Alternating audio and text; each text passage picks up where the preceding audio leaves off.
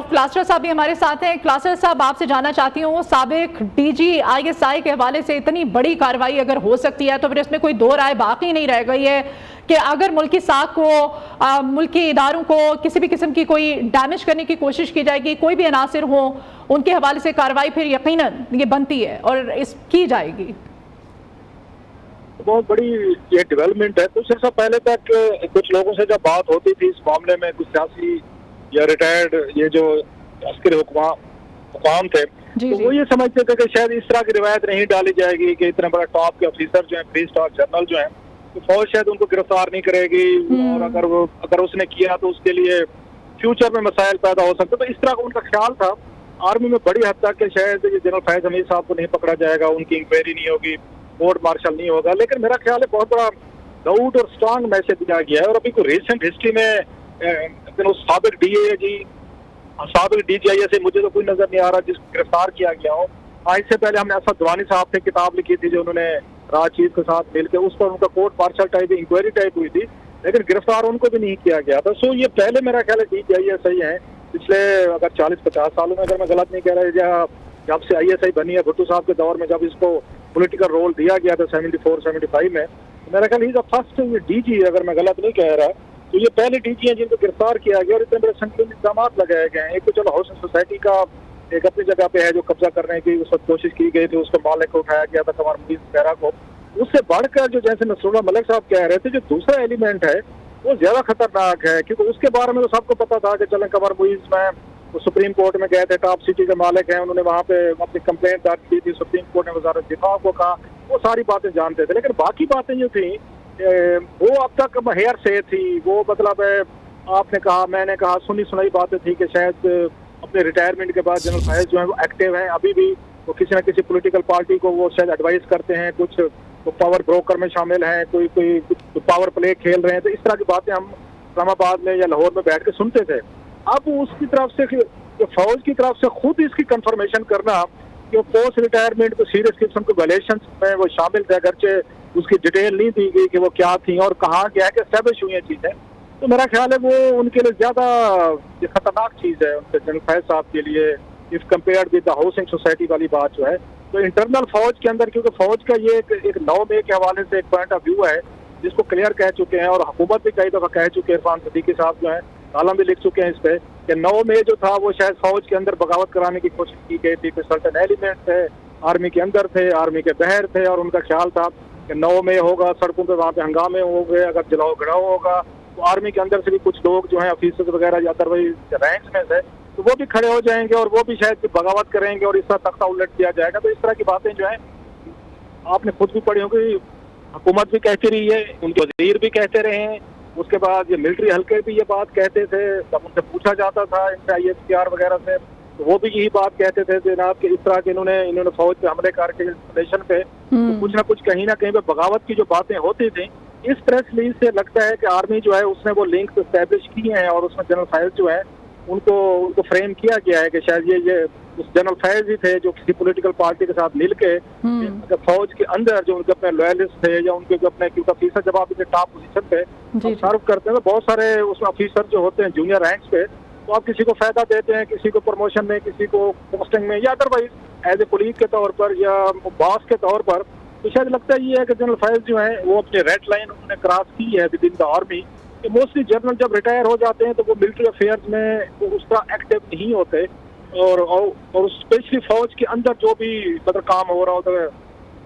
जो भी काम हो रहे होते उसमें इंटरफेयर अगर उनकी इंटरफेरेंस नजर नहीं आती। जनरल फैज ने मेरा ख्याल है कि शायद इन्होंने कोशिशें की हैं कि ये मौजूदा आर्मी चीफ जो है इनके हवाले से कुछ ना कुछ रैंक्स के अंदर कुछ डिस्टर्बेंस पैदा की जाए, रैंक्स के अंदर डिस्ट्रक्शन पैदा की जाए और उसके नतीजे में उनका प्रेस रिलीज इशू करना और ये कहना कि बहुत सारी चीजें हमने एस्टेब्लिश की हैं। तो मेरा ख्याल ही इज इन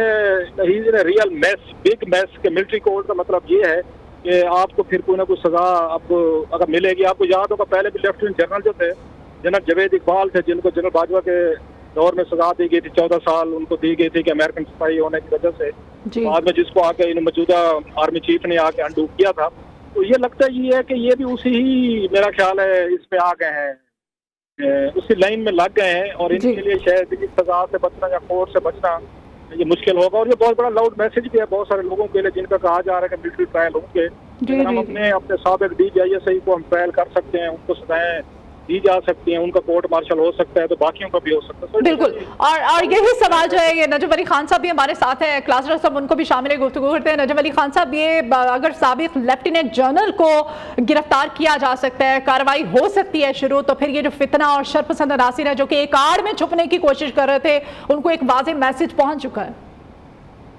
ये पाकिस्तान तहरीक इंसाफ के लिए वाकई एक बहुत ही बुरी खबर है। और वो तमाम हल्के जो फवाद चौधरी से लेकर शेख रशीद तक या शेख रशीद से लेकर मिस्टर गौहर तक, वो तमाम लोग जो अपने आने वाले दिनों के हवाले से और ये कह रहे थे कि शायद जो है बानी PTI कुछ ही अरसे में रिहा होने वाले हैं, उन तमाम के लिए एक बहुत ही दिल दहला देने वाली खबर है कि अगर पाकिस्तान की फौज जो है अपने लेफ्टिनेंट जनरल के हवाले से, और सिर्फ बात यहाँ पर टॉप सिटी तक नहीं है, मैं अंदाजा लगा सकता हूँ कि पाक फौज की तरफ से ये कहा जा रहा है कि इनकी रिटायरमेंट के बाद भी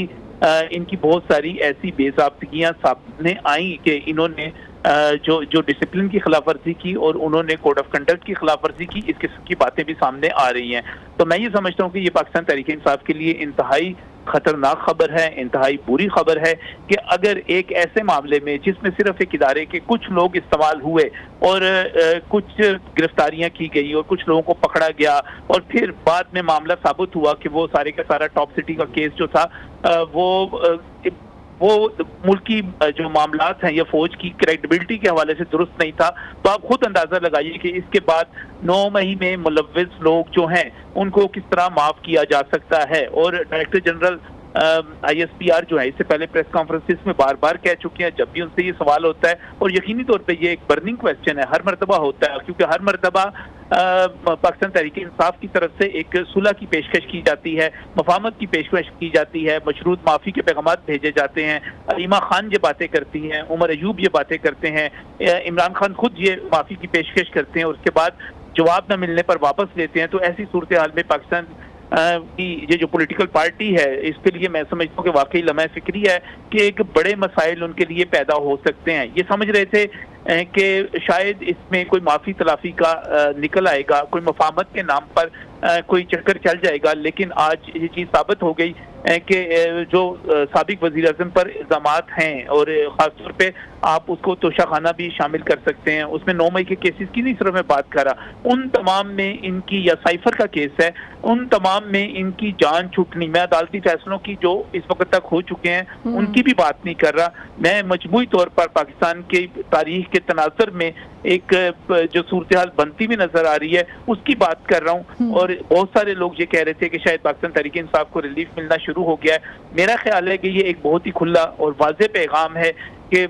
जो पाकिस्तान की फौज है वो 9 मई को माफ करने के लिए तैयार है, और उसका आइन और कानून के मुताबिक। और दूसरी बात ये देखिएगा कि जनरल फैज हमीद के खिलाफ भी जो कार्रवाई की गई है उसके लिए भी तमाम आइनी, कानूनी और जो फौज के ज़वाबित हैं उनके तमाम तकाजे पूरे किए गए, और उसके बाद जनरल फैज हमीद के हवाले से ये ऐलान किया गया है। एक इंक्वायरी की गई, बाकायदा तौर पर इंक्वायरी मार्क की गई, उसमें तमाम चीज़ों को, शवाहिद को साबित किया गया, और उसके बाद ये ऐलान किया गया। तो मेरा ख्याल है कि ऐसी सूरत हाल में वाकई इसको हम जब सियासी तनाज़ुर में देखते हैं, खबर है lieutenant general retired Faiz Hamid के खिलाफ कोर्ट, उनके सरपरस्त की, उनके एक साथी की जो है गिरफ्तारी है, और ये उनके लिए। चले नजम अली खान साहब, क्लास्टर साहब का भी इस पे पॉइंट ले लेते हैं, पॉइंट ऑफ व्यू। क्लास्टर साहब, आप वाकई समझते हैं कि एक जो सियासी जमात है, इस खास सियासी जमात के लिए मुश्किलात जो हैं, जो मशरूत माफ़ी की बातें करती थी, अब वो मुश्किलात मजीद बढ़ गई हैं? बिल्कुल, मेरा ख्याल है कि इसमें तो कोई अब शक नहीं है कि जो PTI की और जनरल फैज हमीद साहब का आपस में एक रिलेशनशिप रहा है, या जिसका जनरल फैज जो है गो गेटर के तौर पर काम करते रहे इमरान खान साहब के लिए, उनके सियासी मुखालफिन हो, उनके मीडिया के मुखालफिन हो, जुडिशरी हो, नैब हो, जिसको भी फिक्स करना था जनरल फैज हमीद साहब करते रहे, और ये हमने देखा है खान साहब के दौर में। और अब उनके वजीर जो है वो तो ये बात अपना विजन शेयर करते थे जनाब कि हमने अगला आर्मी चीफ जो है जनरल फैज हमीद होंगे, और फिर हम 2028 तक बैठे हुए हैं। वजीरों के उनके खुद हमें कहते थे, मुझे कहा था एक दफ़ा, अली जैदी साहब ने कहा था, मारिया मेमन के शो में ये इरशाद भट्टी साहब भी थे, तो मुझे उन्होंने बड़ा तंज मारा था कि आप हमारे को स्टोरीज करते हैं, खबरें करते हैं, हम तो we are here to stay भाई, इस पे 2028, ये उस वक्त बात बता रहा हूँ मैं, 2021-22 की बात है, उस वक्त की बात है, इमरान खान साहब अपनी पीक पे थे, 2021 की बात है, जी, वो तो 10 साल का मंसूबा बना के बैठे थे कि हमने चीफ लेकर आना है, इनको फैज